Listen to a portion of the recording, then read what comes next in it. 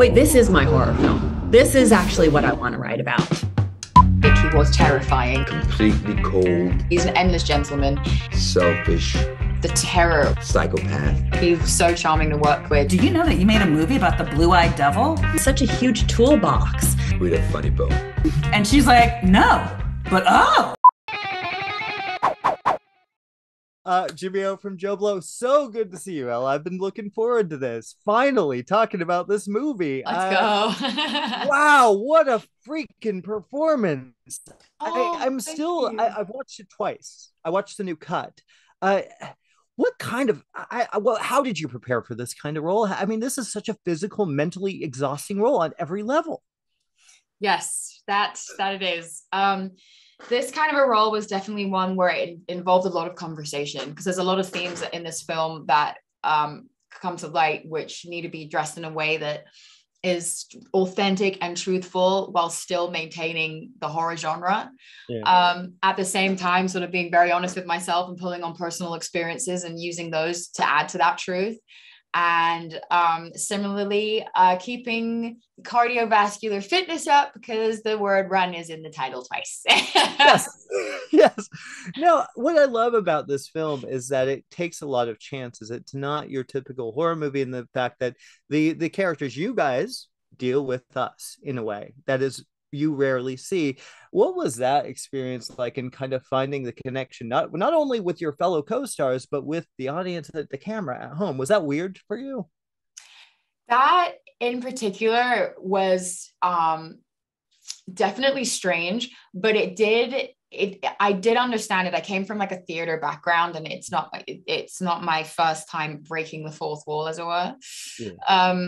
And especially with the idea of the camera being an active third-party participant in her story, and not in a way that alienates the audience, in a way that really truly brings the audience along with her and her journey, and really eye to eye feels the terror of Ethan, portrayed by Pilou Asbaek. That's me. He's pretty horrified. I mean, it's the levels of where he goes with this, what you're playing with. My God, that must have been amazing to work with him. Yes, it's always a treat to work with an actor who is so generous in their performance.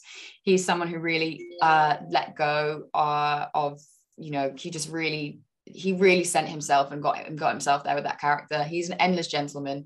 He was so charming to work with. And always asked permission for everything he did, of course. However, when we were in take, he was terrifying. He asked for permission, but I didn't know when it was. So, didn't know when it was coming. So he was great. He was great. How are you surviving now, huh? Yeah, from the shadow. No one beats him. He's like a monster. What are you doing, his king?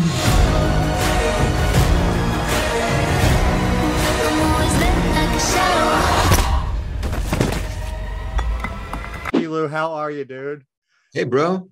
You're probably looking at this. Yeah, I'm like Fight Club, check. Yes. Jason, check. Skyfall, check. Halloween, check. And a skeleton, check. Yes. Dude, I've been a fan of yours for a while. I think you're a hell of an actor. Your American stuff, your foreign stuff. Ethan is a new breed of villain, man. How can you talk about, like, where did you get the feel for this guy? He's real specific. Yeah, I have, honestly, I have no idea. I think it was partly Shana and partly Ella and then partly me.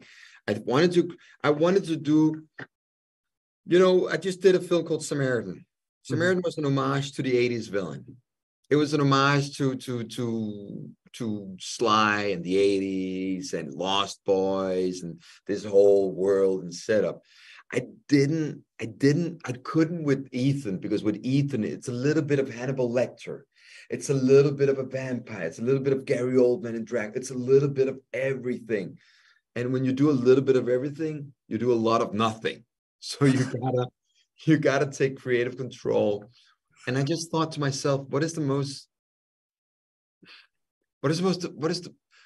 would freak me out? It would be you and me, Jason, having a beer, sitting and talking for 2 hours, and then all of a sudden I looked into your eyes and you weren't the person I've been with, the person I fucking invested time and emotions into.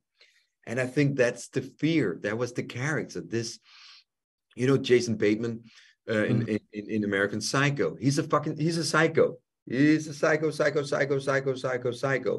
Yeah.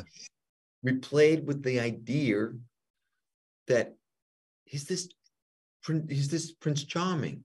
He's this seductive, incredible. He's the guy you want to be friends with. He's the guy who's like, hey guys, I bought beers for everyone.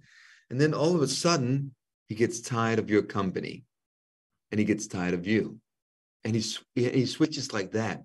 And the scene, one of the scenes I'm most proud of I've ever done, for some weird acting wise, just the essence of acting. Because you have no tricks. I'm not hiding behind makeup. I'm not hiding behind tattoos or bleached hair or blood. It's the prison scene.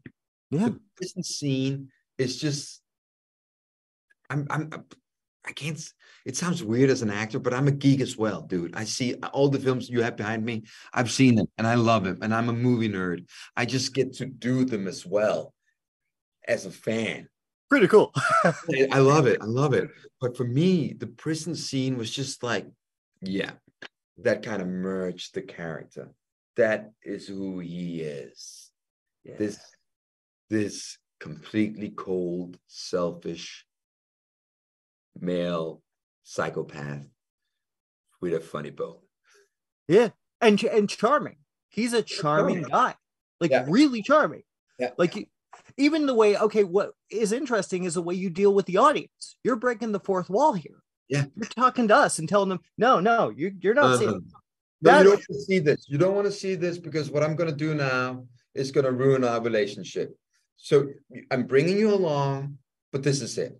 Please. Now it's like, you know, you don't want a photo taken of you when you're eating or smoking because that's like kind of private. He's like, I have to go eat now. So you stay here. But then things happen and he invites the audience with him on his journey. And I want to make a second film where we just follow Ethan throughout that night.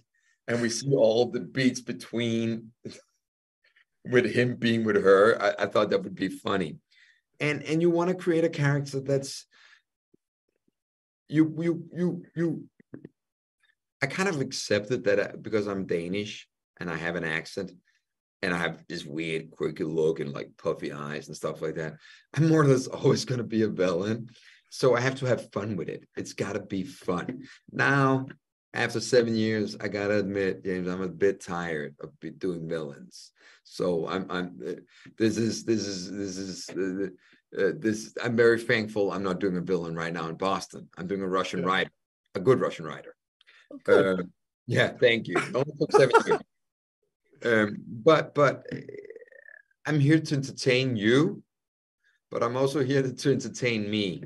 Yeah. And you know, I got a few more films coming out, so we got a few more things to talk about. I'm not saying I'm villain in all of them, but you know. So this is a very there's a lot going on here, as I've said. What elements do you feel are most important with this story, and why do you think people need to see Run, Sweetheart, Run?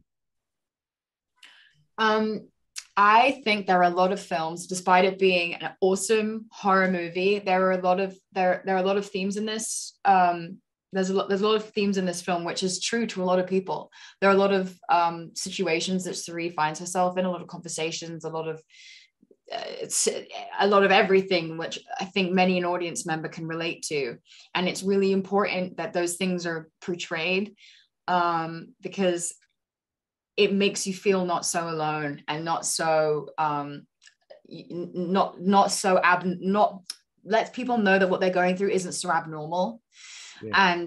And what we hope to do is not to normalize those things or glorify them by any means. Instead, hopefully give the audience a third-party perspective in which they are able to go, how would I actually handle this situation? And how can I change something in my life? Or, you know, speak to someone in my life or address something in my life to make positive change for myself or others. I'm gonna hunt you. And if you make it through the night, then I'm gonna let you live.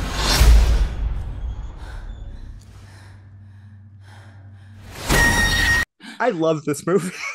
Really. Oh, good. I gotta say, Shana, this came from a bad date. How talk about turning like tragedy into art? How did that come about? When did you decide to say, yes, I need to tell the story in a horror film? Yeah. Well, I think when some Blumhouse asked me, what are you scared of? What scares you? Because I know I have to have a personal connection to this film. I have to have a personal way in. And the answer is not like, I am actually kind of scared of ghosts, and I'm in a haunted hotel right now, but the answer isn't Chucky or, the supernatural. My daily fear living in Los Angeles has really been men, whether it's, the plumber that comes in when you're alone and you're with a stranger for a second, whether it's the man that might be following you or maybe he's just walking past you, who knows? Mm-hmm. But that threat that is something that's just always there for women. And I did have this horrible date, which was supposed to be the date of my life, right? It was a guy who looked amazing on paper and he was wealthy. He lived in the hills. We shot this movie in the hills and I had to run out of it. And, I went back to his place with him and I had to run out, and I ran from Hollywood Hills to West LA back to my house. It's before cell phones. And it was something that, I didn't know if I wanted to ever go back to that place, like think about that. And then I thought, wait, this is my horror film. This is actually what I want to write about. This is it. And then it just expanded from there. Oh, wow. And Effie, what drew you to this project? Because it's there's a lot to say about this film. There is a lot. And I have to say, I'm a massive horror head. Like, I love all of those movies that are behind you. I can talk about them from, you know what I mean? Like, I love them. And one of the things that when I was invited to be a part of this project, I was like, a Black woman is the lead and she gets to live in the end. You know what I mean? And she saves herself. I'm like, what is this? This doesn't exist. So I was really like, I'm high five. I'm all in. And I thought that Ella did such an amazing job, and also the women that came to support her. So from that, I was already in. And then also, I always like to say, like, I remember when I first was coming on and I was like, hey, Shana, like, do you know that you made a movie about the blue-eyed devil? And she's like, no, but oh. And I was like, so to me, that really, like, you know what I mean? Especially like for my culture, for where I'm at, like, we know about the blue-eyed devil. We get it. And that I understand it with the date, but also just in life. Like, it really was something that was a genre. It was a relentless ride, super like fun and entertaining. But you also can sort of see threads from like reality and lived experience that's actually happening today. And that was a beautiful marriage. Well, I love the fact that in the opening is you just see how she's just struggling to get by in this world, and these people are just like, yeah, whatever. Just all of them. Everyone. Even when she's bloody, and that's brilliant, and but it's also sad. It's a sad statement on society.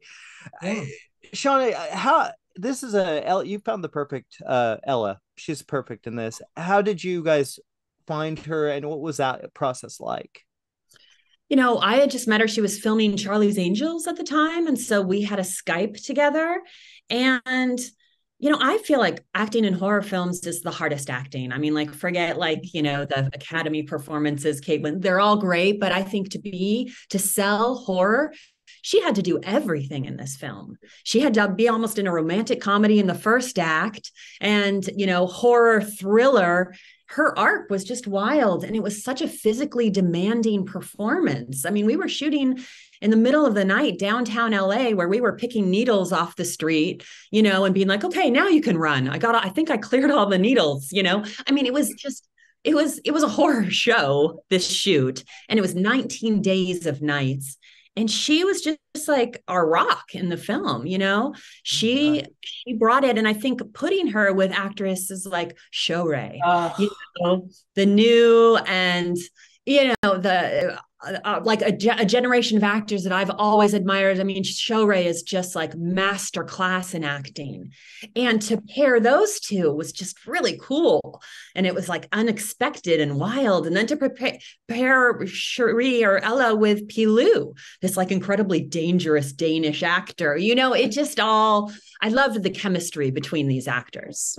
Oh yeah, the casting is perfect, and as is the energy here. I love the opening up to the audience and letting us in. That's brilliant. How was that always there?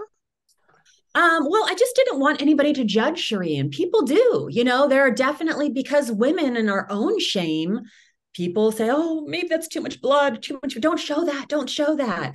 And we've internalized our own shame about periods. I mean, not all of us, and that's one of the reasons it was so important for me to show it. And to show that her period actually saves her life. Yeah, that's brilliant. Now, Pilou is such a fine actor. He's so brilliant in this. What was the balance of making sure he didn't go over the top with it and keeping it almost charming, really charming? Yeah. Mm-hmm.